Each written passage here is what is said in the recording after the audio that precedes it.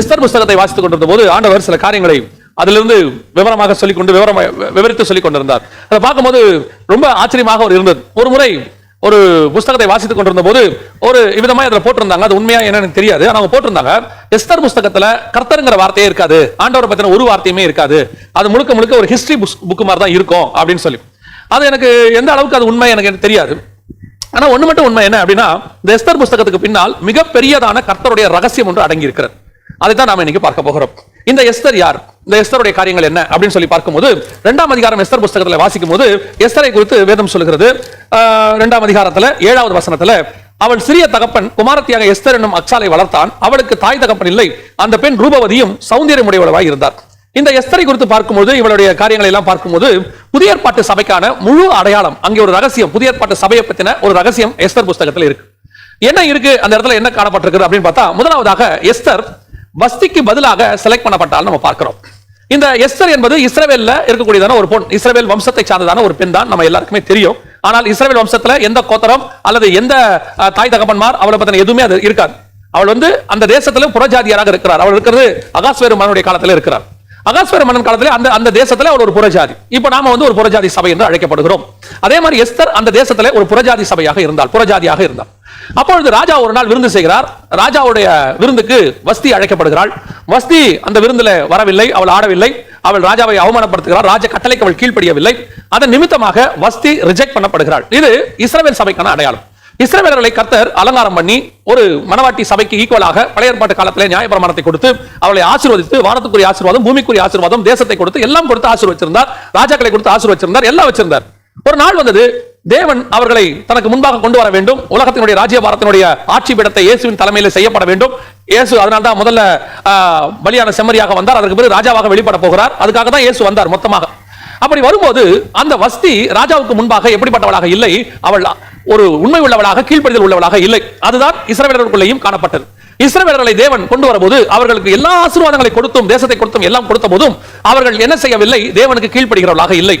அந்த இடத்துல நீங்க பார்க்கும்போது வஸ்தி செஞ்சது சரியா தப்பா அப்படின்னா நான் எப்பவும் சொல்லுவேன், ஒரு பிரமாணம் இருக்கிறது, அந்த பிரமாணத்தை தேவன் சொல்லி இருக்கிறார், அதற்கு நீங்க அப்படியே கீழ்ப்படிய வேண்டியது அவசியம். நியாய பிரமாணத்தை இஸ்ரவேலர்களுக்கு கொடுத்தார், இஸ்ரவேலர்களுக்கு நியாய பிரமாணத்தை கொடுத்தால் அதை அப்படியே கீழ்ப்படியணும், அவ்வளவுதான். அதுக்கு முன்னாடி இருந்த மனசாட்சி பிரமாணத்தின்படி நான் நடக்கிறேன்னு சொன்னா சரி வராது. மனசாட்சி பிரமாணம் முடிஞ்சிருச்சு எப்போ, ஆதாம்ல இருந்து நோவா வரைக்கும். அதற்கு பிறகு நியாய பிரமாணம் வந்துருச்சு, ஆபிரகாம் கிட்டே வந்துருச்சு. வந்த பிறகு கர்த்தர் நியாய பிரமாணத்தின்படி அவங்க அளவுகோல் வச்சிருக்கிறார். அப்படி நியாய பிரமாணத்தின்படி அளவுகோல் வச்சிருக்கும் போது இவங்க என் மனசாட்சி படி தான் செய்வேன் அப்படின்னு சொல்லி அவங்க அந்த பழைய ஏற்பாட்டு பிரமாணத்துக்கு போகிறாங்கன்னு வச்சுக்கோங்களேன். அதாவது ஆதாம் பிரமாணத்துக்கு போறாங்கன்னா கர்த்தர் அதை ஒத்துக்க மாட்டார். இப்போ எப்படி பலி செலுத்தல் வந்த பிறகு நான் பலி செலுத்த மாட்டேன் அப்படின்ற ஒரு முடிவு அவங்க வந்தாங்கன்னு வச்சுங்களேன், அது ஒத்துக்கப்பட முடியாது. அதே மாதிரி தான் வஸ்திக்கு ஒரு பிரமாணம், ராஜா கூப்பிடும் போது அந்த இடத்துல நிக்கணும், ராஜாவின் கட்டளைக்கு கீழ்ப்படியணும். அந்த பிரமாணத்தை அவள் மீறுகிறார். இஸ்ரவேலர்கள் நியாய பிரமாணத்தை மீறுகிறார். அதோடு கூட வஸ்தி அந்த இடத்துல தள்ளப்படுகிறாள். அதோடு கூட இஸ்ரவேலர்கள் தேவனிடத்திலிருந்து தள்ளப்பட்டார்கள். ஆனாலும் கூட இஸ்ரவேலர்களுக்காக தேவன் பரிதவிக்கப்பட்டார், தேவன் பரிதவித்தார். அதன்படி இஸ்ரவேலர்களுக்காக, வஸ்திக்காக ராஜாவும் பரிதவிக்கிறார். இப்போ அவரை கூடியிருக்கிறவர்கள் ஒரு ஆலோசனை சொல்லுகிறார்கள். என்ன சொல்லுகிறாங்கன்னா, வஸ்திக்கு பதிலாக நாம வேறொரு கன்னிகையை ரெடி பண்ணணும், உமக்கென்று ராஜஸ்திரியாக ரெடி பண்ணணும். இப்பொழுது அதற்கு ராஜா ஒத்துக்கொள்கிறார். இஸ்ரவேலுக்கு பதிலாக வேறொரு சபை செலக்ட் பண்ணப்படுகிறது. இப்போ உலகம் எங்கும் தேடி ராஜாவின் சமூகத்திற்கு பெண்கள் கொண்டு வரப்படுகிறார்கள். தேவன் இப்பொழுது புறஜாதி சபையை கர்த்தர் செலக்ட் பண்ணி கொண்டிருக்கிறார். இப்போ எல்லா இடத்துல இருந்தும் கன்னிகையர் கொண்டு வரப்பட்ட மாதிரி உலகம் முழுக்க சபை இப்பொழுது கொண்டு வரப்படுகிறது. இந்த சபை கொண்டு வரப்படும் போது நாம இருக்கிறது எல்லாமே நீங்க அப்படி கவனிச்சு பாத்தீங்கன்னு சொன்னா, நாம இருக்கிறது புதிய ஏற்பாட்டு பிரமாணம். இந்த புதிய ஏற்பாட்டு பிரமாணம் என்பது எதற்கு கொடுக்கப்படுகிறது என்று சொன்னால், நாம் அடிக்கடி நம்ம மெசேஜ்ல கூட சொல்லி இருக்கிறோம், வேத பாடத்துல கூட நீங்க கேட்டிருப்பீங்க.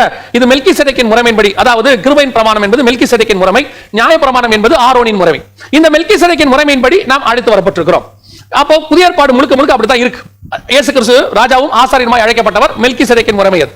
இப்போ அந்த முறைப்படி தான் புதிய ஏற்பாடு சபை இருக்கிற மாதிரி எஸ்தரும் பாத்தீங்கன்னா அதே முறைப்படி தான் இருப்பாங்க, அந்த இடத்துல இருப்பாங்க. எப்படி இருக்கிறாங்க அப்படின்னு சொல்லி பாத்தீங்கன்னா, எஸ்தரை அழைத்து கொண்டு வரும்போது அவங்களுக்கு இருக்கிற மிக முக்கியமான ஒரு விஷயம், அவங்களுடைய வம்ச வரலாறு அங்க இருக்காது. நீங்க கேட்கலாம், அது எப்படி இருக்காதுன்னு சொல்லுவீங்க.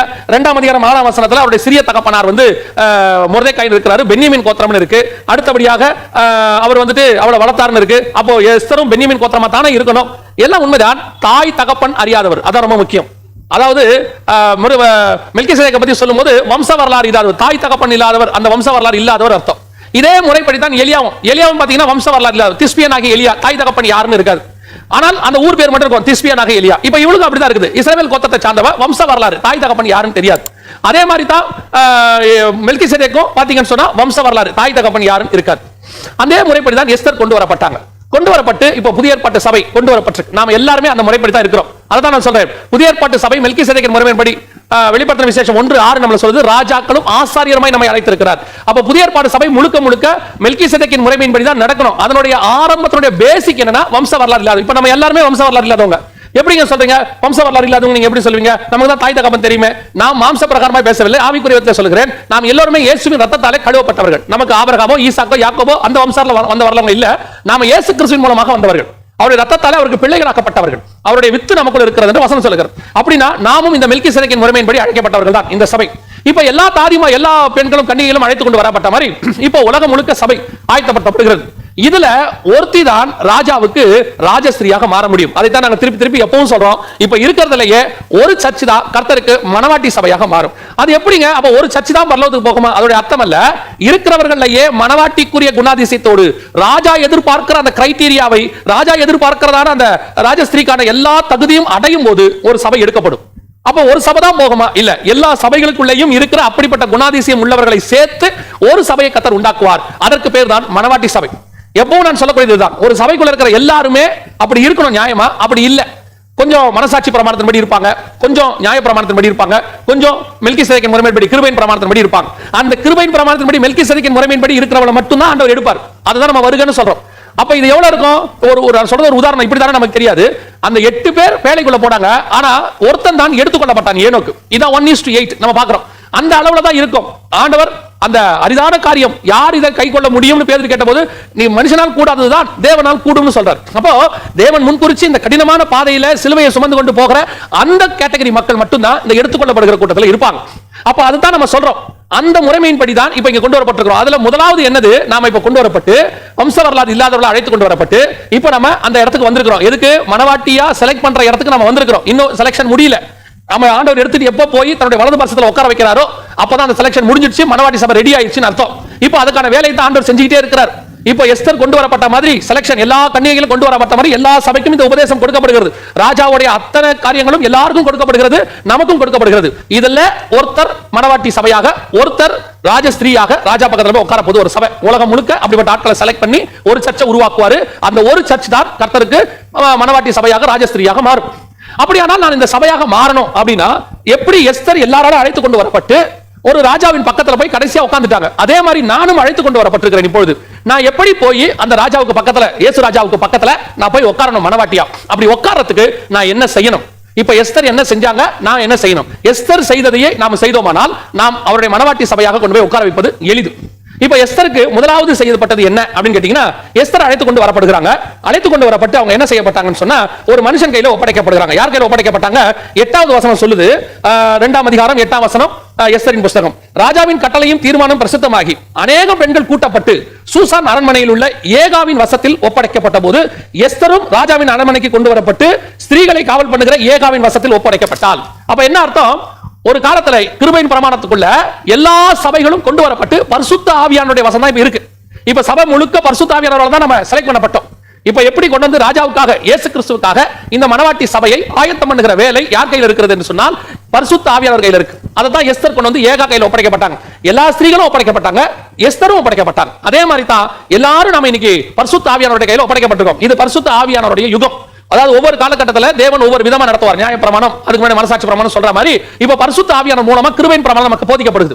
அதனாலதான் வேதம் சொல்லுது, ஆவியானவர் சபைகளுக்கு சொல்லுகிறதை காதுள்ளவன் கேட்க கடவன் இருக்கு. பரிசுத்த ஆவியினுடைய நிறைவு, பரிசுத்த ஆவியானவர் அக்கினிமயமாய் அவர்கள் மேல் இறங்கின போது அவர்கள் தைரியமாய் பிரசங்கிக்க தொடங்கினார்கள். அங்கதான் ஸ்டார்ட் ஆகுது. அப்ப அந்த பரிசுத்த ஆவியானவர் வசம் நாம் ஒப்படைக்கப்பட்டிருக்கிறோம். அவர் தான் நமக்கு என்ன செய்யறாரா? இந்த இடத்துல வசனம் சொல்லுது பாருங்க அழகா. ஏகா கையில ஒப்படைக்கப்பட்ட போது நாம் எப்படி பரிசுத்த ஆவி கையில ஒப்படைக்கப்பட்டிருக்கிறோம்? ஏகா 2 காரியத்தை செய்தார். ஒன்று, அந்த பெண் 9ஆம் வசனம், அந்த பெண் பார்வைக்கு நன்றாக இருந்ததனால் அவளுக்கு ஏகாவின் கண்களிலே தயவு கிடைத்தது. ஆகையால் அவளுடைய சுத்திகரிப்பு வேண்டியவைகளையும், ஃபர்ஸ்ட் அவளை சுத்திகரிக்கிறதுக்கு என்னென்ன தேவையோ எல்லாவற்றையும் ஏகா ஒப்படைத்தார். முதலாவதாக சபை சுத்திகரிக்கப்பட வேண்டும்.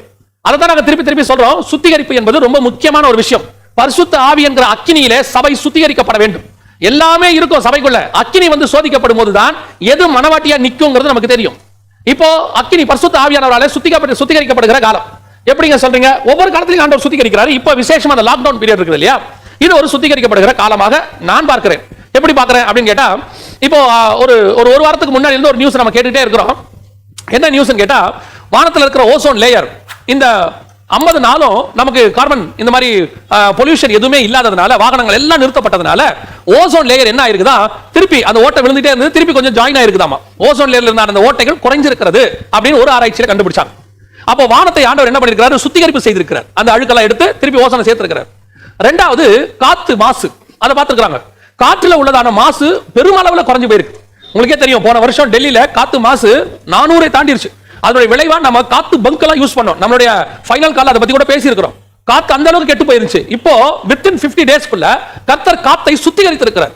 பயங்கரமா காத்து உலகம் முழுக்க சுத்திகரிக்கப்பட்டிருக்கு. அதனுடைய ஏர் பொல்யூஷன் பயங்கரமா குறைஞ்சிருக்குது. 1% என்னமோ குறைஞ்சிருக்குதா, அந்த அளவுக்கு நல்லா மாறிடுச்சு. மூணாவது, ஆறுகள். இந்தியாவில் உள்ள மிக முக்கியமான ஆறுகள் கூட தெளிந்ததா மாறிடுச்சாம். தண்ணி கிளீன் ஆயிருச்சு. மனுஷனுடைய கலப்பு இல்லாததுனால அங்க வந்து ஆறு எப்படி ஆயிருச்சா, சுத்திகரிப்பு செய்யப்பட்டிருக்குது ஆறு.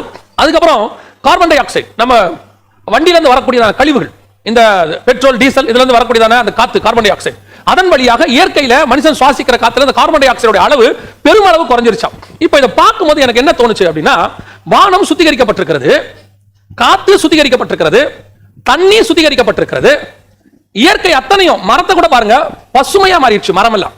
அப்போ மரம் செடி கொடி எல்லாம் இயற்கை. மிருகங்கள் பாருங்க நல்லா ஹாயா உலாவுது, எல்லாம் ரோட்ல நல்ல கேஷுவலா போகுது.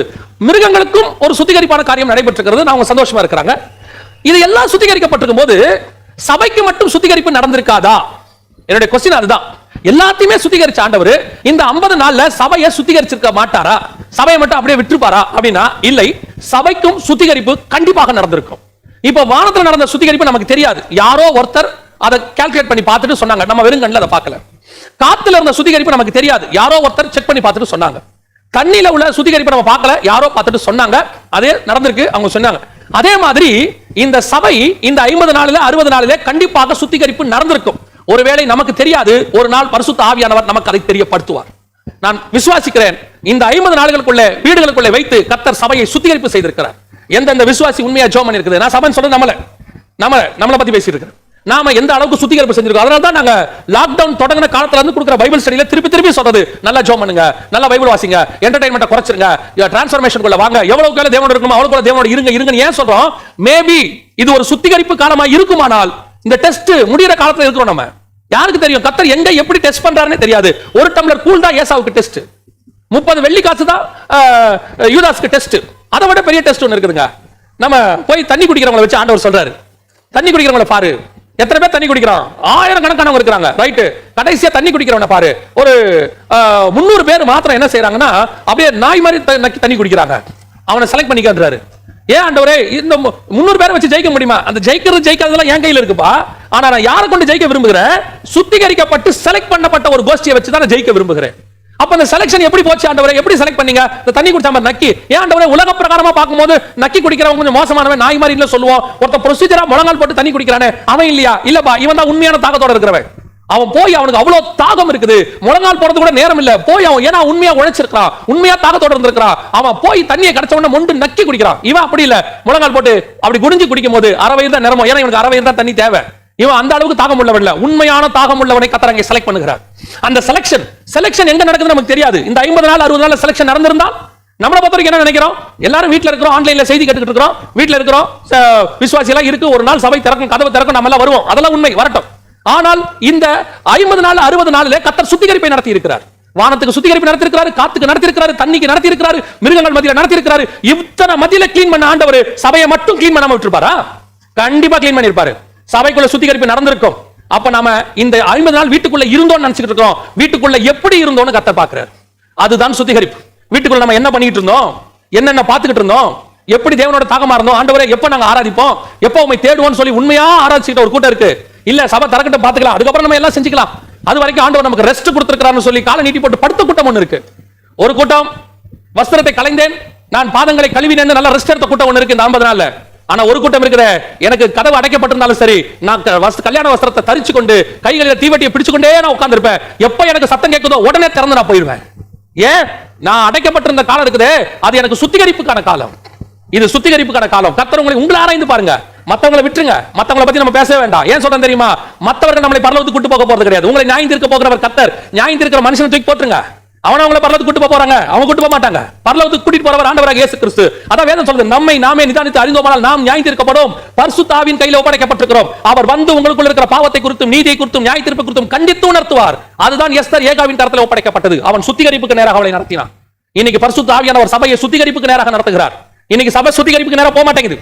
ஒரு கூட்டம் என்ன சொல்லிட்டு இருக்கு, ஒரு தடவை நீங்க இயேசுவின் ரத்தத்தால் கழுவப்பட்டீங்க, அதுக்கப்புறம் நீ எப்படி வராரு, டோன்ட் வரி, உன்னை எப்படி இருந்தாலும் பரலோகத்துக்கு கூட்டி போவார். நீ ராஜாவை சந்திக்கிற வரைக்கும் சுத்திகரிப்பு நடந்து கொண்டே இருக்கணும். ராஜாவை நீ என்னைக்கு பாக்குறியோ அன்னைக்கு வரைக்கும் சுத்திகரிப்பு நடந்துகிட்டே இருக்கணும். நான் இன்னைக்கு குளிச்சிட்டேன், ராஜாவை சொன்னாருன்னு சொல்லி நான் குளிச்சிட்டேன், மூலிகை ஞானஸ்நானம் எடுத்துட்டேன், நான் வந்துட்டு நல்லா சோப் போட்டு குளிச்சிட்டேன், ஓகே ரைட் ஃபைன், அப்புறம் என்ன பண்ணலாம், ராஜா வர அன்னைக்கு குளிச்சிக்கலாம்னு சொன்னா நீ ஃபெயில் ஆயிருவீங்க. நீங்க ஃபெயில் ஆயிருவீங்க. டெய்லி சுத்திகரிப்பு நடந்துகிட்டே இருக்கணும். ஏன்னா ராஜா எப்ப வருவார் தெரியாது, ராஜா எப்ப அழைப்பாரு தெரியாது. எஸ்தர் அதான் எஸ்தர் சொல்றாங்க, நான் இன்னும் அழைக்கப்படவில்லை, அவர் அழைக்கப்படாமல் நான் போக முடியாது, அழைப்பு அங்கிருந்து வரணும். ஆனா அவர் அழைக்கும் போது எஸ்தர் வா அப்படின்னு சொல்லும் போது வஸ்திரத்தை தரித்தவளாக, சுத்திகரிப்பு முடிந்தவளாக, ராஜாவுக்கு விருப்பப்பட்ட ஒரு ராஜஸ்திரியாக அவள் இருக்க வேண்டும். அதுதான் உங்களுக்கு எனக்கு கர்த்தர் கொடுத்திருக்கிற டாஸ்க். ஒவ்வொரு நாளும் தேவ சமூகத்துல சுத்திகரிப்பு நடக்கணும். இன்னைக்கு நடந்துகிட்டு இருக்குதா? இத்தனை நாள் கர்த்தர் பார்த்திருக்கிறாரு. இத்தனை நாள் ஒவ்வொரு வீட்டுக்குள்ளேயும் கர்த்தர் பார்த்திருக்கிறாரு, ஒவ்வொருத்தருக்குள்ளேயும் பார்த்திருக்கிறாரு. I am not talking about the congregation, I am talking about the church, personal church. நீங்களே தேவனுடைய ஆலயமாய் இருக்கிறீர்கள். உங்களை குறித்து சொல்லுகிறேன். ஒவ்வொரு நாளும் ஆயத்தப்படுங்க. ஒன்னும் முடியல நமக்கு, இன்னும் லாக்டவுன் இருக்கு. லாக்டவுன் பீரியட் நமக்கு சுத்திகரிப்பின் காலம். ஒவ்வொரு நாளும் தேவ சமூகத்துல காத்துருங்க. ஆண்டவரே நாம சந்திக்க ஆயத்தப்படணும். ஏன்னா வருகை எப்போ வரும் தெரியாது. லாக்டவுன் முடியறதுக்குள்ள வந்தா என்ன செய்வோம்? லாக்டவுன் முடிஞ்சு அதுக்கப்புறம் சர்ச்சுக்கு போய் அதுக்கப்புறம் சுத்திகரிப்பு நடந்து அதுக்கப்புறம் பரலோகத்துக்கு போறது வேற. இப்ப நடந்தா ஒருவேளை என்ன செய்வோம்? ஏன்னா கர்த்தர் நினையாத நாளிலே மனுஷகுமாரன் வருவார். ஒவ்வொரு நாளும் தேவ சமூகத்தில் சுத்திகரிப்பு நடக்கணும். இரண்டாவது, இந்த சுத்திகரிப்பை செய்யறதுக்கு ஏகா செய்த மெத்தட் ரொம்ப அழகா இருக்கும். அவர் என்ன செஞ்சிருக்கிறாரு? 9ஆம் வசனம் சொல்லுது, அந்த சுத்திகரிப்புக்கு வேண்டியவைகளையும் அவளுக்கு தேவையான மற்றவைகளையும் அவளுக்கு கொடுக்கவும் ராஜ அரண்மனையில் இருக்கிற 7 தாதிமார்களை அவளுக்கு நியமிக்கவும் ஜாக்கிரதைப்பட்டு கன்னிமாடத்தில் சிறந்த ஒரு இடத்தில் அவளையும் அவன் தாதிமார்களையும் வைத்தான். ஏகா செய்த அடுத்த காரியம் என்ன தெரியுமா? எஸ்தரை கொண்டு போய் 7 தாதிமார்கள் கையில் ஒப்படைத்தான். சுத்திகரிப்பு செய்யப்பட்டு அந்த தாதிமார்கள் கையில் எஸ்தர் ஒப்படைக்கப்பட்டாள். இந்த தாதிமார்கள் யார் தெரியுமா? 7 பேர். யாரை குறிக்க தெரியுமா? கர்த்தர் இன்னைக்கு 7 சபையின் உபதேசத்தின் கையில் நம்ம கையில் ஒப்படைச்சிருக்கிறார். இந்த 7 சபைதான் எஸ்தர் ஒப்படைக்கப்பட்டது. ஆவியானவர் சபைகளுக்கு சொல்லுகிறதை காதுள்ளவன் கேட்க கடவன். அந்த 7 சபையின் உபதேசத்தின்படி உன்னுடைய வாழ்க்கை அமையமானால் நீ கர்த்தருக்கு பிரியமான ராஜகுமாரத்தியை மாற முடியும்னு அர்த்தம். ராஜா வர வரைக்கும், ராஜா கூப்பிடுற வரைக்கும் அந்த எஸ்தரை இந்த 7 தாதிமார்கள் ரெடி பண்ணிட்டே இருப்பாங்க. யாரு? பரிசுத்த ஆவியினால் நிறையப்பட்ட 7 பேர், அந்த ஏகாவினால் நியமிக்கப்பட்ட 7 பேர். அதான் அந்த 7 சபையினுடைய உபதேசம். ஆவியானவர் சபைகளுக்கு சொல்லுகிறதை அதான் நான் திருப்பி சொல்லுவேன். இப்போ உங்களுக்கு ஆன்லைன்ல செய்தி கொடுக்கிறோம், உங்க சபையில கொடுக்குறாங்க, அநேக ஊழியர்கள் கொடுக்குறாங்க. எத்தனை பேர் இதை உட்கார்ந்து கேட்கறீங்கன்னு எனக்கு தெரியாது. எத்தனை பேர் இது உங்களுக்கு ரீச் ஆகுதுன்னு தெரியாது. ஏன்னா நான் பல நேரங்களில் கேள்விப்பட்டேன், ஞாயிற்றுக்கிழமை காலைகள்ல பல இடங்கள்ல வந்துட்டு கரண்ட் கட் ஆயிடுது, சில இடங்கள்ல வந்துட்டு ஆராதிக்கும் போதே நெட் டவுன் ஆயிடுது, சில இடத்துல நெட் கட் ஆயிடுது, சிக்னல் வீக்கா இருக்குது, இப்படி பல பிரச்சனைகள் இருக்கு. அப்ப அந்த ஆராதனை லைவா பார்க்க முடியல. அதுக்கப்புறம் ரெக்கார்டட் வெர்ஷன்றதை விட லைவ் வெர்ஷன் வேற, லைவ் வெர்ஷனை விட லைவா தேவனை ஆராதிக்கிறது வேற. சோ இதெல்லாம் கொடுக்கப்படுது. நான் அதுவும் எப்போ ஏற்கனவே சொன்னதான் நான் இப்ப திருப்பியும் சொல்றேன். நம்ம சபையில இப்ப எங்களுடைய என்னையே எடுத்துக்கிறேன், நான் வேற யாராவது சொன்னா உங்களுக்கு உடனே கோவம் வந்துருது. என்னையே நான் சொல்றேன், என்னுடைய சப்ஸ்கிரைபர்ஸ் என்னோட சேனலுக்கு நீங்க பாருங்களேன், கிட்டத்தட்ட ஒரு 77,000 பேர் இருக்கிறாங்க. ஆனா நீங்க மெசேஜ் பாக்குறவங்களை பாருங்களேன், ஒரு 32,000 பேர், 35,000 பேர், மேக்ஸிமம் 40,000 பேர். அப்படின்னா என்ன அர்த்தம்? 70,000 பேர் சப்ஸ்கிரைபர் இருந்தாலும் பாக்குறது என்னவோ 40,000 பேர் தான். அப்ப என்ன அர்த்தம்? 70,000 பேர் அழைக்கப்பட்டவர்கள், ஒரு 40,000 பேர் அந்த செய்தியை கேட்கிறவர்கள், அவ்வளவுதான். இதுதான் சர்ச்சிலேயே நடக்குது. நம்ம சர்ச்சில் இருக்கிற எல்லா விசுவாசியும் அன்னைக்கு ஆராதனையை பார்த்துருச்சான்னு பாருங்க.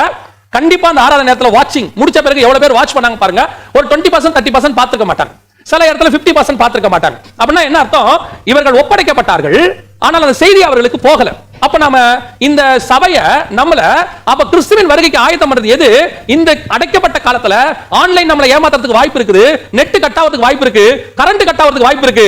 ஆனா உன் கையில கொடுக்கப்பட்ட வேதத்தில் இருக்கிற 7 தாதிமார்கள் இருக்கிறாங்க, 7 சபைக்கு கொடுக்கப்பட்ட உபதேசம், இது உன்னை விட்டு விலகவே விலகாது. உன் கையில் இருக்கிறது, உன் கூட இருக்கிறது, உனக்குள்ள இருக்கிறது, அது உன்னை சுத்திகரிப்பு செய்து கொண்டே இருக்கும். நெட் இருக்கோ இல்லையோ, ஊழியக்காரங்க இருக்கிறாங்களோ இல்லையோ, கரண்ட் இருக்குதோ இல்லையோ, அதை பத்தி கவலையே கிடையாது. கையில் இருக்கிற அந்த வசனம் உன்னை போதித்துக் கொண்டே இருக்கும், சுத்திகரிப்பு செய்து கொண்டே இருக்கும். அதான் அந்த 7 தாதிமார்கள். அவங்க எஸ்தர் கூடவே இருப்பாங்க. எப்ப வரைக்கும் இருப்பாங்க? ராஜா கூப்பிடுற வரைக்கும் கூட இருப்பாங்க. ராஜா கூப்பிடும் போது தான் பிரிவாங்க. அத்தனை பேரும் அங்கதான் கூடவே இருப்பாங்க. காரணம் என்ன தெரியுமா? ராஜாவுக்கு என்று ஆயத்தம் பண்ணுகிற அந்த 7 தாதிமார்கள், இந்த 7 சபையினுடைய உபதேசம். அதான் நான் சொல்றேன், இந்த புதிய ஏற்பாட்டு சபைக்கு கொடுக்கப்பட்டிருக்கிற உபதேசம் சுத்திகரிப்பு உபதேசம்.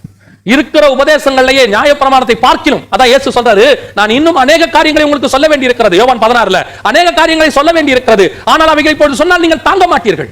நான் போய் என்ன செய்றேன், பரிசுத்த ஆவியானவரை அனுப்பி வரேன், அவர் வரும்போது உங்களை சகல சத்தியத்துக்குள்ள நடத்துவார். அதுக்கு காரணம் என்ன தெரியுமா?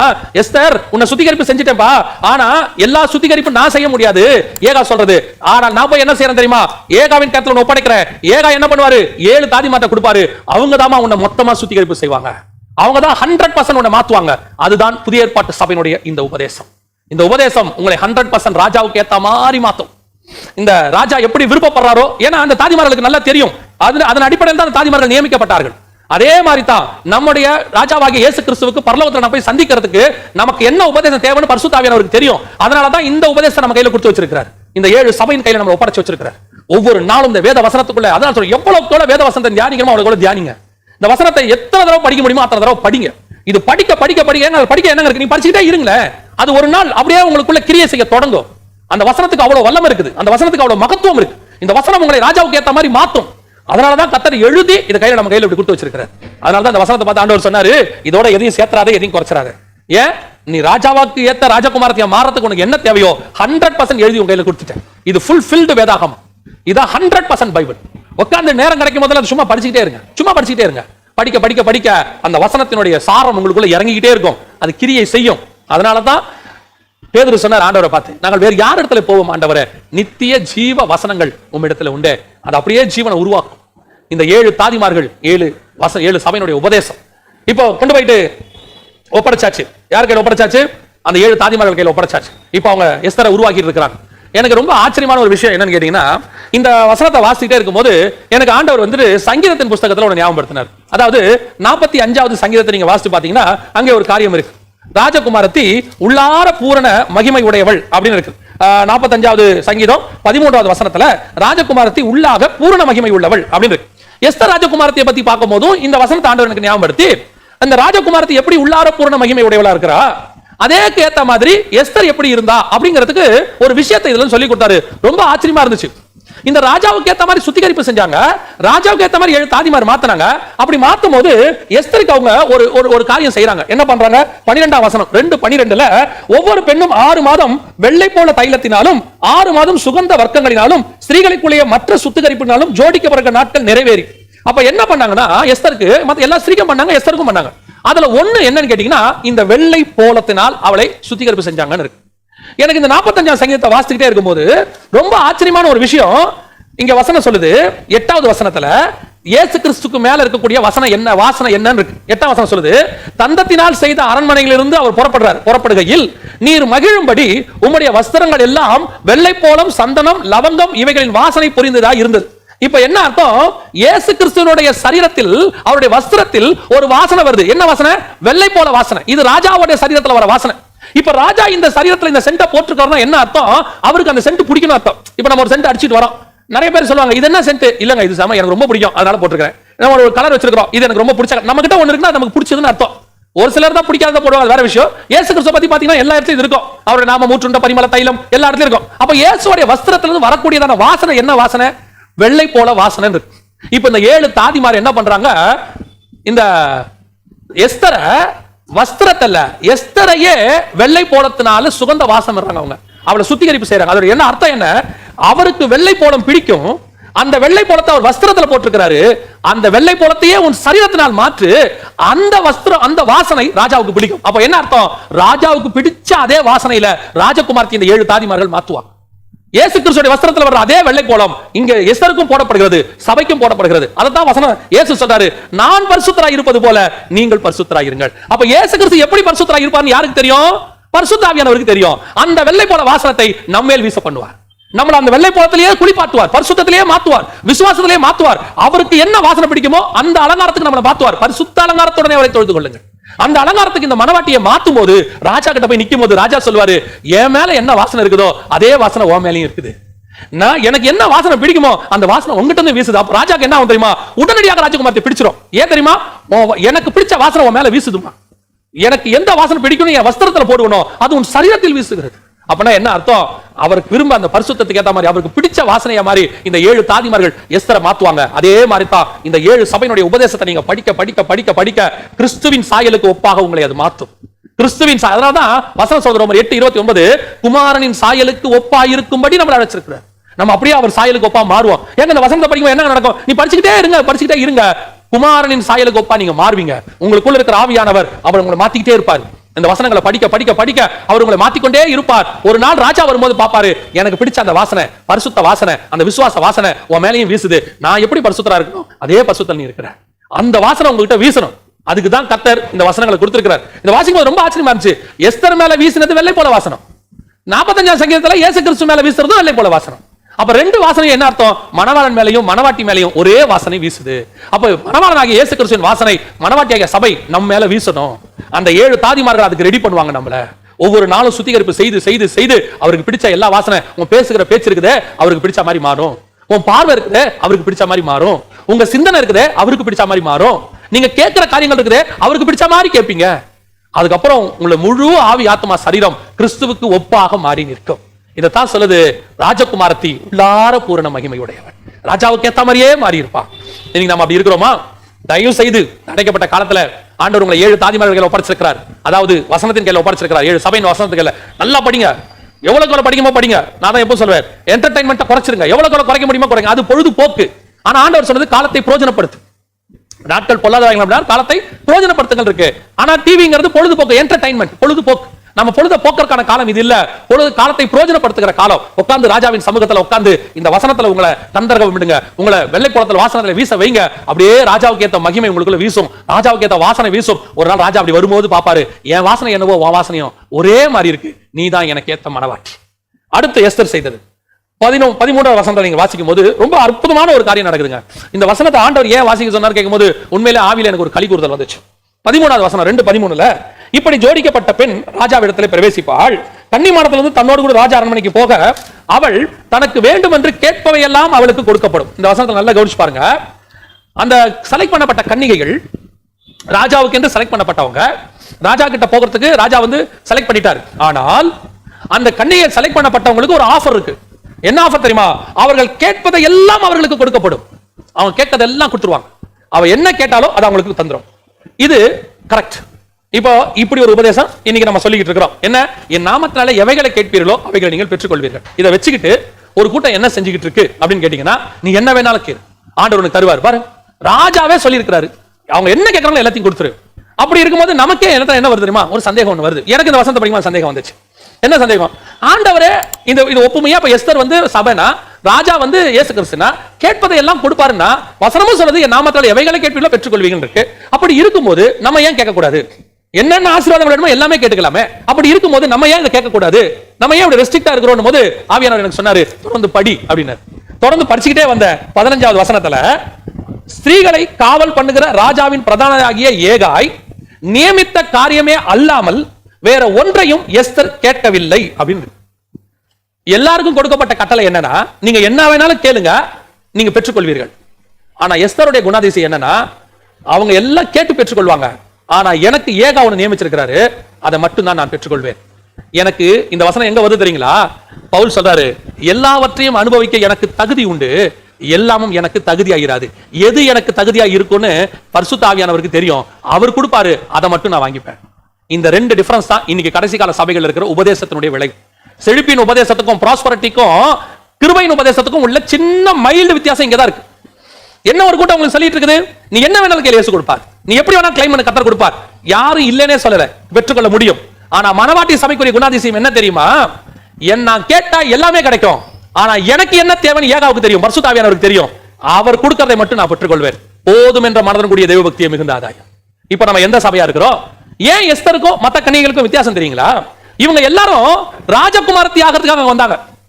ராஜா கூப்பிட்டுருக்காருங்க, ராஜா நம்மளை அழைச்சிருக்காரு, நாம இனிமேல் ராஜகுமாரத்தி ஆயிட்டோம்னா நமக்கு அரண்மனை, நமக்கு ஆசீர்வாதம், நமக்கு முன்னாடி பின்னாடி காவலர்கள், நமக்கு தேவையான ஆசீர்வாதங்கள் கிடைக்கும், என்ன கேட்கறமோ கிடைக்கும். ஓ ஃபைன். இன்னைக்கு கிறிஸ்தவத்துக்கு இயேசு கிறிஸ்து கிட்ட வரவங்களுக்கு இப்படி ஒரு சுபாவம் இருக்கு. என்ன சுபாவம்? இயேசு கிட்ட ஆசீர்வாதத்துக்காக வர கூட்டம், என்ன கேட்டாலும் கிடைக்கும். உண்மை உண்மை, யாரும் இல்லைன்னே சொல்லல. அதனாலதான் ஒரு சிலர் இந்த பூமிக்குரியதை பெற்றுக்கொண்டு தான் இருக்கிறார்கள். இயேசு கிறிஸ்து அவர்களுக்கும் கொடுக்கிறாரு, இல்லைன்னு சொல்லல. ஏன்னா ரெண்டு வகையான கன்னிகைகள் இருக்கிறாங்க. ஒண்ணு ராஜா கிட்ட ஆசீர்வாதத்துக்காக வந்த கன்னிகைகள், அவங்களாம் அரண்மனையில அரசி ஆகணும், அப்புறம் ராஜா கிட்ட ஆசீர்வாதத்தை பெற்றுக்கொள்ளணும், என்ன வேணுமோ கேட்டதையெல்லாம் பெற்றுக்கொண்டார்கள். ஆனா எஸ்தருக்கு ஒரே ஒரு காரியம், நான் இங்க கொண்டு வரப்பட்டது வெறும் ராஜகுமாரத்தியா ஆகுவதற்கு அல்ல. என்ன இங்க கொண்டு ஆண்டவர் வந்திருக்கிறார்னா, பின்னாடி ஒரு டார்கெட் எனக்கு இருக்குது. நான் ஏன் ராஜகுமாரத்தியா மாத்தப்படுறேன்? நான் ராஜகுமாரத்தி ஆகிறேன்றதோட தான் மத்தவங்க எல்லாம் நிறுத்திட்டாங்க. ஏன் ராஜகுமாரத்தி ஆகணுங்கிறது தான் எஸ்தருடைய காரியம். அவங்க வந்து உட்கார்ந்திருக்கா, நான் ஏன் ராஜகுமாரத்தி ஆகணும்? ஆண்டவர் ஏன் என்ன இந்த இடத்துக்கு கொண்டு வந்திருக்காரு? மொர்தெக்காய் ஏன் என்னை அமுச்சு வச்சாரு? ஏக கண்களை ஏன் எனக்கு தயவு கிடைச்சிச்சு? ஏன் நான் இந்த இடத்துக்கு உட்கார்ந்து இருக்கிறேன்? நான் மத்தவங்கள மாதிரி ஆசீர்வாதத்தை சுதந்திரிச்சு இங்க அரண்மனையில உட்கார்ந்து ஜாலியா இருக்கிறதுக்கு வரலையே. எனக்கு ஏதோ ஒரு டார்கெட் இருக்கு என்பதை யோசித்துக் கொண்டே இருக்கிறாள். அந்த டார்கெட் தான் ஒரு நாள் வந்தது. நீ ராஜகுமாரத்தி ஆனது எதுக்கு தெரியுமா? ஒரு நாள் வரப்போகிற உபத்திரவ காலத்துல ஒரு கூட்ட ஜனங்களை மீட்பதற்காக. அப்ப புதிய ஏற்பாட்டு சபையை கர்த்தர் எதுக்கு கொண்டு வந்திருக்கிறாரு? கேட்டதையெல்லாம் வாங்கி ஆசீர்வாதமா சந்தோஷமா இருப்பதற்காக அல்ல. அவள் கொண்டு வரப்பட்ட நோக்கம் வேற. அதை நான் எப்பவும் சொல்வேன். கர்த்தர் உங்களை உருவாக்குனதற்கு ஒரு நோக்கம் இருக்கு. எதுக்காக? இன்ஜினியர் ஆகிறதுக்கு, டாக்டர் ஆகிறதுக்கு, கலெக்டர் ஆகிறதுக்கு இல்ல. நான் பெரிய ஜட்ஜ் ஆகணும், நான் பெரிய அரசியல்வாதி ஆகணும், அதெல்லாம் வேற. ஆனா ஆயிட்டு போங்க, அதெல்லாம் கர்த்தர் நியமிச்சது. ஓகே.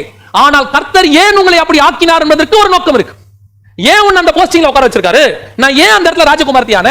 நான் ஏன் இந்த ஆபீஸ்ல இந்த போஸ்டிங்க்கு வந்திருக்கிறேன்? கர்த்தர் எதுக்காக என்ன கொண்டு இந்த இடத்துல உட்கார வச்சிருக்கார் என்றால், அங்கே வைத்து கர்த்தருக்கு உங்களுக்கு ஒரு டார்கெட் இருக்கு.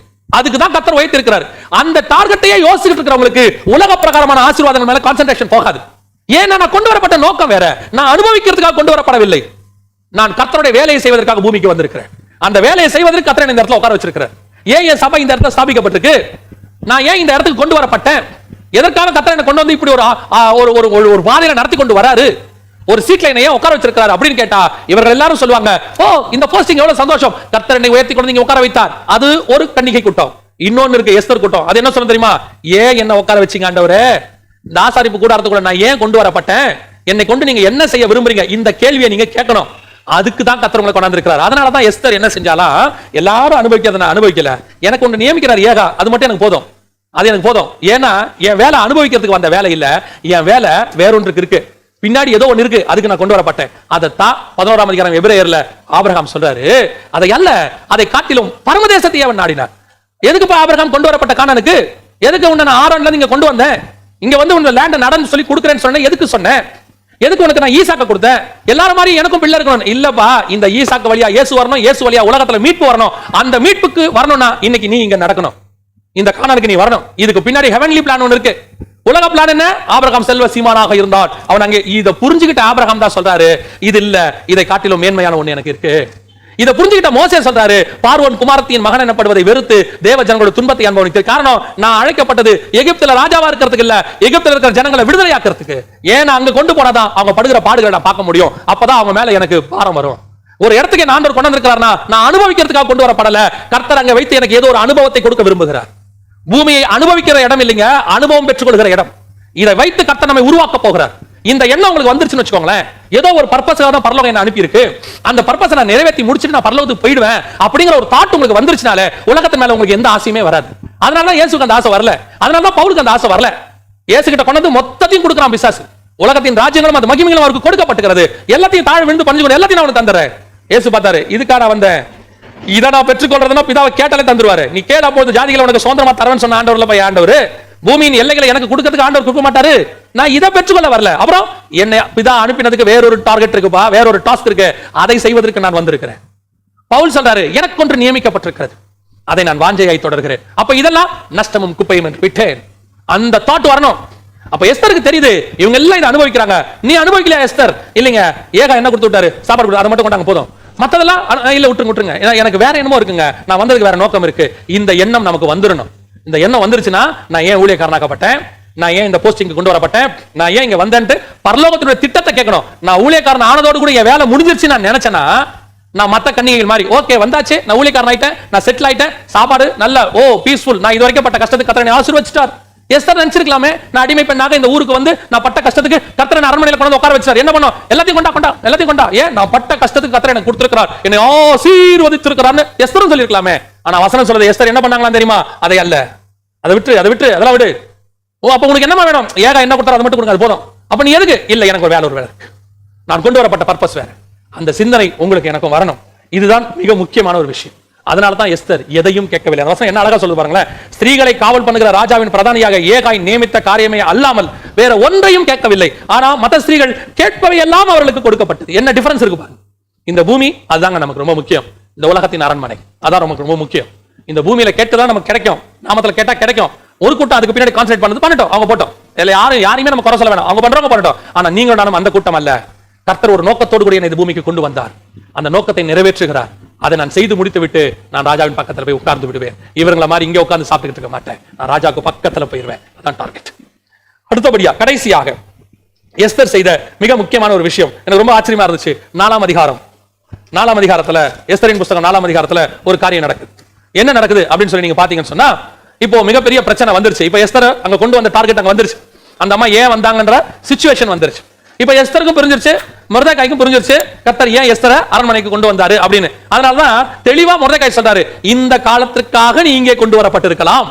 இப்ப எஸ்தருக்கும் நல்லா புரியுது, ஓ நம்ம இதுக்கு தான் இங்க வந்திருக்கிறோம், கர்த்தர் என்ன இங்க கொண்டு வந்து உட்கார வச்சதுக்கு அதான் நோக்கம். இங்க இருக்கிற ஜாலியா அனுபவிச்சு உலகத்தை அனுபவிச்சு சந்தோஷமா களி கூர்ந்து இங்கேயே செத்து போறதுக்கு இல்ல, வேற ஒரு பர்பஸ்க்கு நான் வந்தேன். இப்ப அது எஸ்தருக்கு புரிஞ்சிருச்சு. ஆனால் எஸ்தருக்குள்ள இருந்த ஒரு விஷயம் புதிய ஏற்பாட்டு சபைக்கு இருக்கணும், எஸ்தருக்கும் அது இருந்துச்சு. என்னன்னு கேட்டீங்கன்னு சொன்னா, இப்ப எஸ்தர் வந்து இந்த விஷயத்தை கேள்விப்படுறாங்க. கேள்விப்பட்ட உடனே எஸ்தர் என்ன சொல்றாங்கன்னா, நான் போக முடியாது, நான் போனா எனக்கு அங்க என்ன செய்யணும், சாவடிச்சிருவாங்கன்னு சொல்றாங்க. இப்ப அவங்க அந்த அம்மா என்ன வசனம் சொல்றாங்க நீங்க பாருங்க. 11வது வசனம், 4ஆம் அதிகாரம் 11ஆம் வசனம். யாராவது அழைப்பிக்கப்படாமலும் உட்புறத்தில் ராஜாவினிடத்தில் பிரவேசித்தால் புருஷரானாலும் ஸ்திரீயானாலும் அவர்கள் பிழைக்கும்படி அவர்களுக்கு ராஜா பொற்சங்கோலை நீட்டினால் ஒழிய மற்றபடி சாக வேண்டும் என்கிற ஒரு தவறாத சட்டம் உண்டு. என்ன சட்டம்? நீ மீறி உள்ள போனினா, சட்டத்தை மீறி உள்ள போனினா சாவு நிச்சயம், கம்பல்சரி செத்து போய்வேன். இந்த இந்த இந்த எண்ணம், இந்த சட்டம் யாருக்கு தெரியும்? எஸ்தருக்கு தெரியும். இப்ப எஸ்தர் உள்ள போல. ஏன் போல? போனா செத்து போவோம். இப்ப மொர்தெகாய் சொல்லி அனுப்புறாங்க, மீறி நான் உள்ள போனா சட்டப்படி தான் நான் செய்யணும், நான் மீறி உள்ள போனா செத்து போயிருவேன், அதனால நான் போகாம இருக்கிறேன். மொர்தெகாய் சொல்றாரு, அப்படின்னா நீ இந்த நோக்கத்துக்கு கொண்டு வந்தியே, எதுக்கு கொண்டு வரப்பட்ட தெரியுமா? இந்த ஜனங்களை காப்பாத்துறதுக்கு. ஆனா வந்த நீ இப்ப ராஜா கிட்ட போக மாட்டேங்கிற. ஏன் போக மாட்டேங்கிற? சட்டம், ஆஸ் பர் ரூல் படி நீ போக மாட்டேங்கிற. அதுல தப்பு இல்ல, உலக பிரகாரமா எந்த தப்பும் இல்லைங்க. இங்க எஸ்தர் செஞ்ச ஏதாவது தப்பு இருக்கா பாருங்க, ஒரு தப்பும் இல்ல. சட்டப்படி உள்ள செயல நம்ம போக கூடாது, அதான் ரூல். எல்லா துரைத்தனங்களுக்கும் நாம் கீழ்ப்படிய வேண்டும். உண்மைதானே? வசனம் அப்படித்தானே இருக்குது. Correct, fine. ஆனா மொர்தெகாய் சொல்ற வார்த்தை என்ன? நீ உன்னுடைய ஜீவனை பாக்குற, ஆனா இங்க கோடிக்கணக்கான ஜீவன் வெளியே சாவ போகுது, லட்சக்கணக்கில் சாவ போகுது இங்க. அப்ப நீ என்ன நினைக்கிற? அவங்க சாகிறத விட உன் சாவ நீ மேன்மையா நினைக்கிற.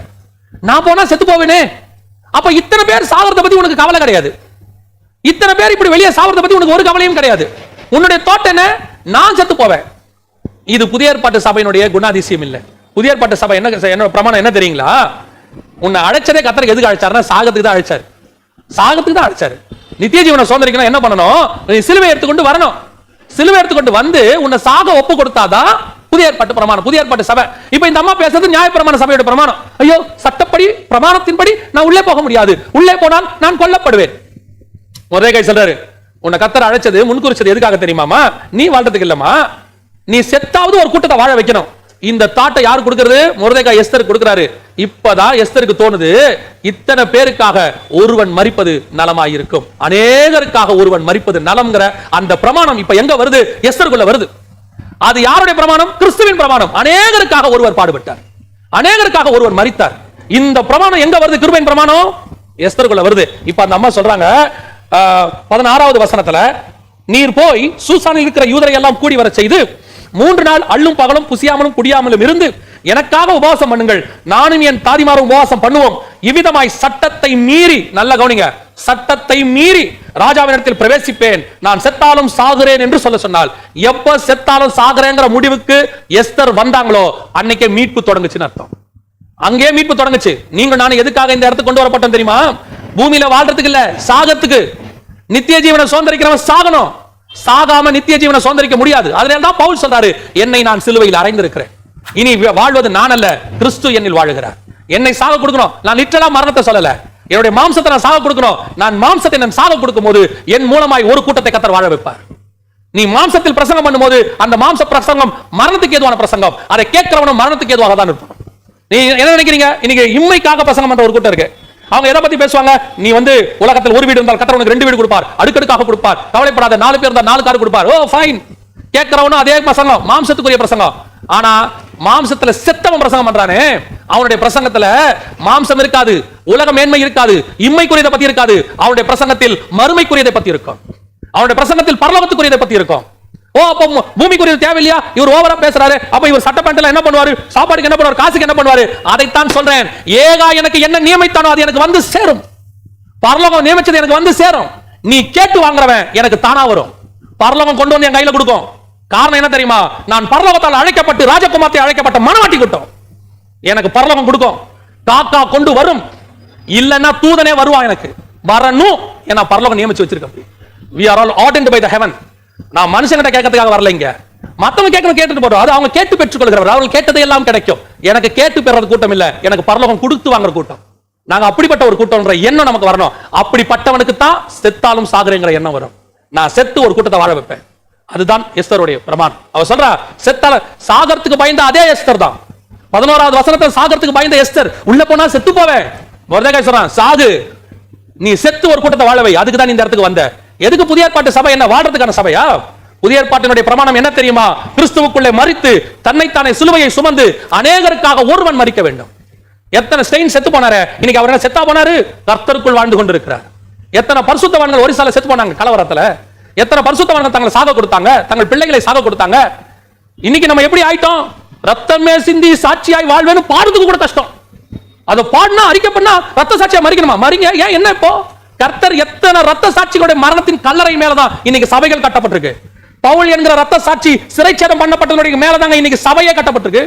பேதுரு என்கிற ரத்த சாட்சியுடைய கல்லறைக்கு மேலதான் இன்னைக்கு சபை கட்டப்பட்டிருக்கு. அதை விட கொல்கத்தாவில இயேசு கிறிஸ்து என்னும் கண்மலைக்கு மேலதான் இன்னைக்கு சபைகள் கட்டப்பட்டிருக்கு. அந்த ரத்தத்தின் மேல சபையை கட்டிட்டு ரத்த சாட்சியா வாழ நான் யோசிக்கிறேன். நீ ரத்த சாட்சியா வாழணும்னு விருப்பப்படாத, வந்தால் ஏற்றுக்கொள். கர்த்தர் உனக்கு எனக்கு நியமிச்சது என்ன தெரியுமா? நான் செத்தாலும் சாகிறேன். அதாங்க எஸ்தர். அந்த அம்மா என்னைக்கு அப்படி ஒரு முடிவெடுத்துச்சோ அன்னைக்கு தேசத்தில் எழுப்புதல் வந்தது. ஒரு பெரிய கூட்டம் பாதுகாக்கப்பட்டது. அன்னைக்கு ஒரு திரளான ஜனங்கள் மீட்கப்பட்டார்கள். இதுதாங்க கர்த்தர் நமக்கு நியமிச்சது. டிசைட் பண்ணணும், ஆண்டவருக்காக நான் எதையும் செய்ய தயாராக இருக்கிறேன். ஒரு காலத்துல அப்படிதான் ஊழியக்காரங்க வந்தாங்க. நான் கர்த்தருக்காக எதையாவது செய்யறேன், நான் சாகவும் தயாராக இருக்கிறேன், சிலுவை சுமக்க தயாரா இருக்கிறேன். இன்னைக்கு கர்த்தரை வச்சு வாழ்ற கூட்டம் ஒண்ணு இருக்கு. கர்த்தரை வச்சு நல்ல சொகுசா வாழணும்னு நினைக்கிற ஒரு கூட்டம் இருக்கு. நான் சொகுசாக வாழ்வதற்கு அழைக்கப்படவில்லை. என் தேவை என்னவோ அதை பரலோகம் பார்த்துக்கொள்ளும். நான் கிறிஸ்துவுக்காக மரித்தாலும் செத்தாலும் சாவதற்கு தான் இங்க வந்திருக்கிறேன். அந்த தாட் நமக்கு காரணம். அதுதான் எஸ்தர். அந்த எஸ்தர் புதிய ஏற்பாட்டு சபையினுடைய 100% நியாய பிரமாணத்தினுடைய வெளிப்பாடு. அந்த அம்மா கொண்டு போய் வேதம் சொல்லுது, நான் செத்தாலும் சாகிறேன். கொண்டு போய் ஒப்படைச்சாங்க பாருங்க, சிலுவைக்கு தானே. அதான் அப்படி அவங்க முடிவு எடுத்தாங்க. வசனம் சொல்லுது, அந்த அம்மாவின் மூலமாகத்தான் ஒரு பெரிய திரளான கூட்டம் மீட்கப்பட்டது. இந்த கடைசி காலத்துல நான் சொல்றேன், நான் செத்தாலும் சாகிறேன், கிறிஸ்துவுக்கு ஏதாவது செய்ய போறேன், ஆண்டவர் என்னை கொண்டு ஏதாவது செய்யணும் அப்படி தீர்மானிக்கிற சபையும், அப்படி தீர்மானிக்கிற விசுவாசியும், அப்படி தீர்மானிக்கிற ஊழியக்காரனை கொண்டு இனி வருகிற காலங்களில் கர்த்தர் ஒரு மிகப்பெரியதான மீட்பையும் எழுப்புதலையும் கட்டளையிட போகிறார். அடுத்த எழுப்புதலுக்கு இந்த கூட்டம் இருந்தாதான் முடியும். இயேசு வச்சு வாழ்றவனால கர்த்தரால இனி பயன்படுத்த முடியாது. இயேசு வச்சு சொகுசா எந்த குறையும் இல்லாம நல்ல கூலா ஜாலியா வாழணும்னு நினைக்கிறவன் வச்சு கர்த்தர் ஒண்ணு செய்ய முடியாது. கிறிஸ்துவுக்காக சாகரன்னு முடிவெடுக்கிறவன வச்சுதான் கர்த்தர் அடுத்த எழுப்புதலை உண்டாக்க போறார். அநேக பரிசுத்தவான்கள் ஜெபம் பண்ணிட்டு இருக்காங்க, எழுப்புதல் வரணும், எழுப்புதல் வரணும். யாரால வரப்போகுது? இப்படிப்பட்ட ஆட்களால் தான் வரப்போகுது. சாகணுங்கிறது அவசியம் இல்ல, தீர்மானம் எடுக்கணும் தான் சொல்றேன். தீர்மானம் எடுக்கிறவங்க சாகணும்ன்ற அவசியமே இல்ல. இப்ப எஸ்தர் அங்க சாகல பாருங்க, அவங்க தீர்மானம், ஒப்பு கொடுத்தல், அந்த டெடிகேஷன், அந்த சாக்ரிஃபைஸ், அதுதான் வேணும்னு நான் சொல்றேன். எல்லாருக்கும் இன்னைக்கு அதுக்கு சொல்றதுக்கே மனசு கஷ்டமா இருக்குது பாருங்களேன். அனுபவிக்கிறது வேற, சொல்றதுக்கே மனசு கஷ்டம். கேட்டா சொல்றாங்க, நீ என்ன அறிக்கை பண்ணுவோ நீ அப்படியே தான் ஆவ. யார் சொன்னா? நீங்க என்ன அறிக்கை பண்றீங்களோ அது ஆகிறது ரெண்டாவது. கர்த்தர் உங்களுக்கு என்ன நியமிச்சாரோ நீங்க அதான் ஆவீங்க, அதான் ஃபர்ஸ்ட். கர்த்தர் உங்களுக்கு நியமிச்சத நீங்க தேவையில்லாம அறிக்கை பண்ண வேண்டிய அவசியம் இல்ல. கர்த்தர் உங்களுக்கு சொல்லுவாரு. இப்ப ராஜகுமாரத்தையே உட்கார்ந்து இருக்கிற அம்மா சட்டத்தை மீறி உள்ள போனாங்க. இப்ப நம்மால தான் என்ன சொல்லிருப்பாங்க? இந்த காலத்துல இருக்கிறவங்க என்ன சொல்லிருப்பாங்க? எல்லா துரைத்தனங்களுக்கும் கீழ்ப்படிய வேண்டும் என்று சொல்லி இருக்கிறது. கர்த்தர் எஸ்தரை கொண்டு மீட்க ஏன் செய்யணும்? யார் கொண்டு வேணா மீட்பாரு, சட்டத்தை மீறது தப்புங்க. we must follow the rules and regulations, you know அப்படிமா. அப்ப இந்த எஸ்தர் மீறின சட்டம் என்ன? என்ன எதுக்காக நம்ம சட்டத்தை மீறிச்சு? என் ஜனங்களுக்கு ஒரு ஆபத்து வரும்போது, தேசத்தில் ஒரு கணம் நடக்கும்போது, என் சட்டத்தை மீறி, நான் சொல்றது இந்த வேர்ல்ட்லி லாவை சொல்லல, கர்த்தர் எனக்கு ஒன்று வச்சிருக்காரு, நான் இந்த எல்லாரும் கேட்டு சந்தோஷமா வாழ்ற அரண்மனையில் வாழ்றது, அதையும் நான் மீறுவேன். எனக்கு அதெல்லாம் தேவையில்லை, நான் கிறிஸ்துவுக்கு என்று சாக தயாராக இருக்கிறேன்.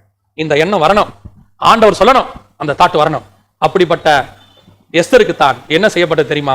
வாசிக்கலாம், நான் வாசிட்டு அதை நம்ம முடிக்க போகிறோம். 2ஆம் அதிகாரத்துல வசனம் சொல்லுது, 17வது வசனம் 2:17 சொல்லுது, ராஜா சகல ஸ்திரீகளை பார்க்கிலும் எஸ்தர் மேல் அன்பு வைத்தான், சகல கன்னிகைகளை பார்க்கிலும் அவளுக்கு அவன் சமூகத்தில் அதிக தயையும் பட்சமும் கிடைத்தது, ஆகையால் அவன் ராஜகிரீடத்தை அவள் சிரசின் மேல் வைத்து.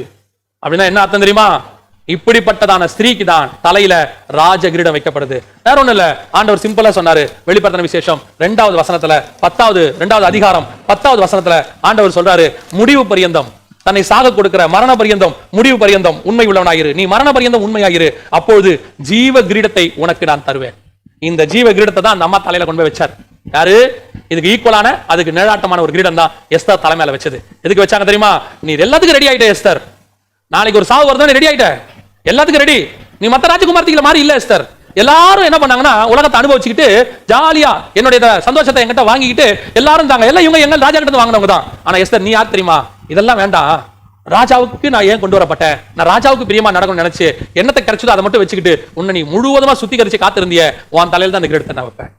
மத்த இத்தனை பேர் இருந்தாங்க, யார் தலையிலும் வைக்காத கிரீடம். அப்ப மத்தவங்களுக்கும் எஸ்தருக்கும் என்ன வித்தியாசம்னா, அர்த்த பேர் எல்லாரை விட அவள் தலையில் தான் கிரீடம் வைக்கப்பட்டு அவள் வஸ்திக்கு பதிலாக கொண்டு வரப்பட்டால் நாங்க வசனம் கரெக்டா இருக்கும். வஸ்திக்கு பதிலாக, இஸ்ரவேலுடைய நியாயப்பிரமாணத்துக்கு பதிலாக, அவர்களுக்கு பதிலாக கர்த்தர் நம்மை மனவாட்டியாக செலக்ட் பண்ணினார். இந்த சுபாவங்களை உடைய எஸ்தர் தான் ராஜகுமார்த்தியாய் மாற்றப்பட்டால், அதே மாதிரி இந்த சுபாவங்கள் உடைய நீங்களும் நானும் தான் கர்த்தருடைய மனவாட்டி சபையாய் மாற்றப்பட போகிறோம். நீங்கள் உண்மை உள்ளவர்களாக மரண வரையும் உண்மை உள்ளவர்களாக இருங்க. போராட்டம் வரும், பிரச்சனை வரும், எதிராக பேசுவாங்க, உங்களை அப்படி பண்ணுவேன் இப்படி பண்ணுவேன், இவரை இதுக்கப்புறம் ஒழிச்சு கட்டிலாம்பாங்க, என்ன வேணாலும் சொல்லட்டுங்க, செத்தாலும் சாகுறேன், ஓகே ஃபைன், நீங்க என்ன வேணாலும் சொல்லிட்டு போங்கப்பா, வாட் எவர் இட் இஸ். நான் கொண்டு வரப்பட்டது எதற்காக தெரியுமா? ஒரு கூட்ட ஜனங்களை மீட்பதற்காக. அந்த மீட்பை செய்வதற்கு நான் சாக வேண்டுமானால் நான் தயாராக இருக்கிறேங்கிற முடிவுக்கு எஸ்தர் வந்தாங்க. அந்த முடிவுக்கு அவங்க வரும்போது வசனம் சொல்லுது, மரண பரியந்தம் உண்மையாயிரு, உனக்கு ஜீவ கிரீடத்தை தருவேன். எஸ்தரின் தலையில ஜீவ கிரீடம் வைக்கப்பட்டது. கர்த்தர் எஸ்தரை மனவாட்டியை செலக்ட் பண்ணினார். உங்களையும் என்னையும் மனவாட்டியை கர்த்தர் செலக்ட் பண்ணியிருக்கிறார். நாம ஜெபம் பண்ண போகிறோம். நன்றாய் 3 காரியங்களை மனதில் வைத்துக் கொள்ளுங்கள். முதலாவது, நீங்களும் நானும் புதிய ஏற்பாட்டு சபை எஸ்தரை போல நாம் அழைக்கப்பட்டோம், வம்ச வரலாறு இல்லாதவர்களாக. இரண்டாவதாக, நாம் ஏகாவின் கரத்திலே பரிசுத்தாவின் கையில ஒப்படைக்கப்பட்டோம். மூன்றாவது, பரிசுத்தாவியானவர் 7 தாதிமார்கள் 7 சபையின் உபதேசத்துக்குள்ளே நம்மை கொண்டு வந்தார். அடுத்தபடியாக, நாம் உலகத்தை வெறுக்கிறவர்களாக, எல்லாரும் உலகத்தை நேசிச்சு எங்களுக்கு வேணும் கேட்கும்போது நான் எதையும் கேட்க மாட்டேன், எனக்கு என்ன பரலோகம் கொடுக்குதோ அதை வாங்கிப்பேன், உலகத்தை வெறுக்கிறவர்களாக. கடைசியாக நான் கொண்டு வரப்பட்டது எதற்காக தெரியுமா? ஒரு கூட்ட ஜனங்களை மீட்பதற்காக. நான் இந்த பூமியை அனுபவிப்பதற்காக வரவில்லை, ஒரு கூட்ட ஜனங்களுக்கு நான் மீட்பதற்காக வந்தேன். ஒருவேளை அதில் நான் சாக வேண்டும் என்று இருந்தாலும் நான் சாக தயாராகிறேன், செத்தாலும் சாகிறேன். அந்த இடத்துக்கு நான் வரும்போது வசனம் சொல்லுது, நீ மரண பரியந்தம் உண்மையா இருந்தபடினாலே உனக்கு கிரீடத்தை நான் வைப்பேன், ஜீவ கிரீடத்தை வைப்பேன். எஸ்தரின் தலையிலே கிரீடம் வைக்கப்பட்டது. நாம்